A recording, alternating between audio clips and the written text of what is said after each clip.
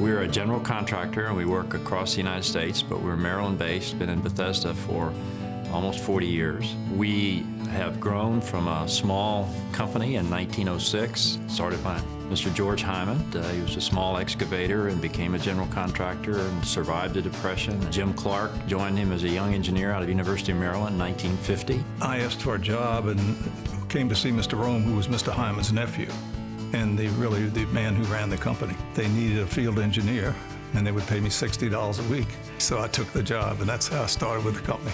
And Jim took over the ownership of the company and began to build the company and build it not only in the Washington area, but across the country. And it's a great success story. Our reputation was pretty tightly knit in Washington, D.C., and everybody knew the company because even though we didn't do much work, we had a good reputation. And as we grew, it became a larger company, but with the exactly same culture that we had when we were small. We do about $4 billion worth of work a year. As to the type of work we do, it can vary from a renovation of a metro station or a supportive excavation in a building in downtown to some of the biggest projects in the country. Our policy has been always, if you make your money in a community, whether it's we're working in California or we're working in Florida, wherever we work, if we're successful and we make our money in that community, we try to make our charitable contributions in that community. It's something that we do because we think it's right. We do it because there's so much need out there. The opportunity to give and give back to the community comes from Jim Clark. And he, in turn, would say that he got that from Ben Rome. Ben taught me a lot about charity.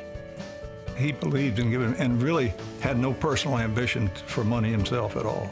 I would describe our community service and corporate philanthropy as a core value. We think about community service and corporate philanthropy really in two ways, both dollar and deed. And I would say that the deed is every bit as important as the dollars.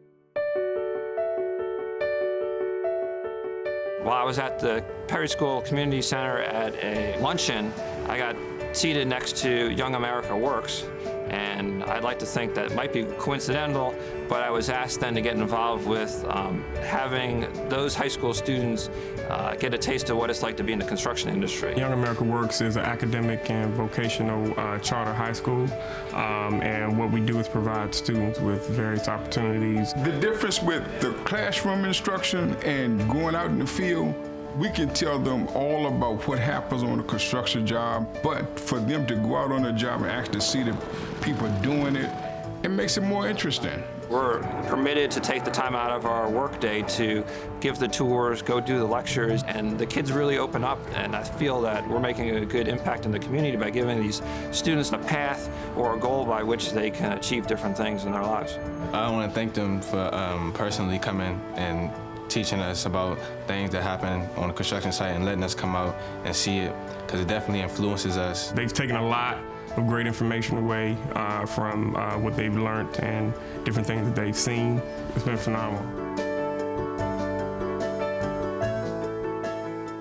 We've grown a lot. I think our corporate philanthropy program has grown as well, both in terms of the volume that we give back, and I think, too, in terms of the commitment. The young folks that are new to the company also bring a lot of energy, a lot of interest in public service, and they provide a lot of support for the types of projects that we're doing. My favorite Clark philanthropic initiative would be Rebuilding Together. I've been involved with the organization for almost 25 years, and Clark's been involved that entire time. We serve the lowest income homeowners in town, people who have owned their homes for a long period of time but can not afford to maintain them. I've been involved with Rebuild Together probably 5 years. This is my first year on the board, and it's because of Clark that I got involved. We're now in nearly 250 cities around the country. Clark helps out in many of those cities. One of the things that we like to do is we like to get everybody involved. When we're building a building, we like to be a team.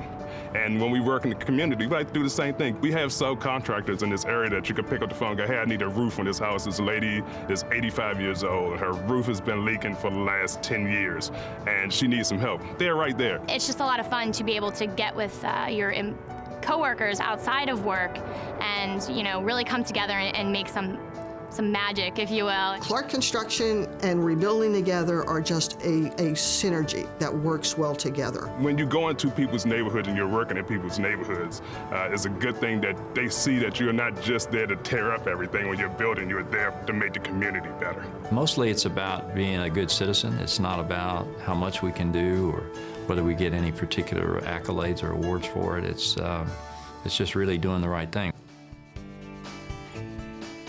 I think probably, I met Jim Rouse. He was a great philanthropist himself. And I met Jim probably, 40 years ago, 35 years ago, when he was active in his business.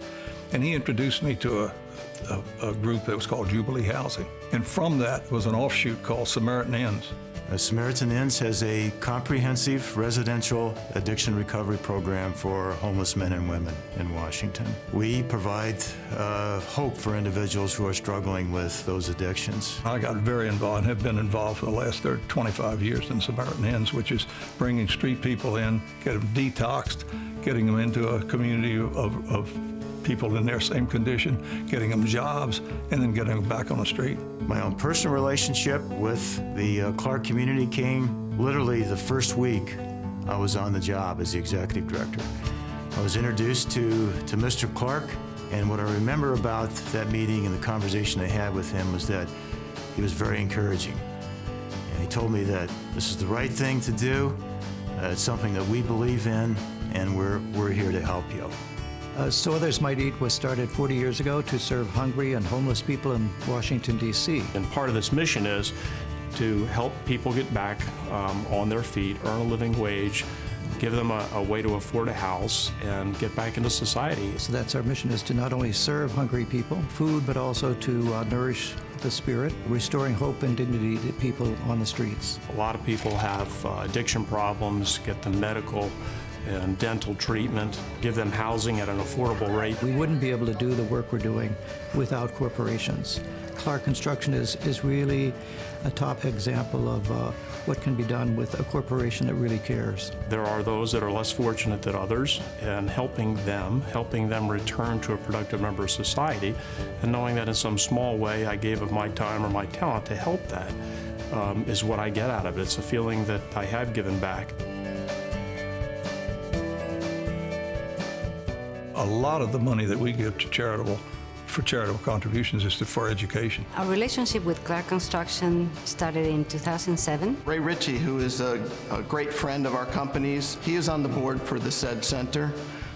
He really felt passionate about the needs of this group and wanted to help them. Its mission is to provide services to low-income families, mostly of Hispanic immigrants. We donated money for the operations and also for the construction and renovation of the new facility.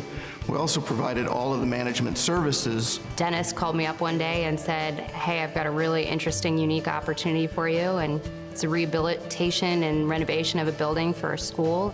As soon as I got involved, I knew it was going to be an opportunity that would never come around again. That's a very good example of the type of charity that we should be involved in, because our Hispanic workers, they're very hard workers, but they didn't have any way to take care of their children and educate their children, especially before they go to grade school. It was really great to be here through the entire project, right up until the grand opening ceremony, where you were able to see the joy on the faces of the workers here. You could see that in the faces of the participants, the volunteers, the families, and you could see that they were so happy and thankful to have this new facility. And it's something we've been involved in, which I think was one of the better things we've ever done.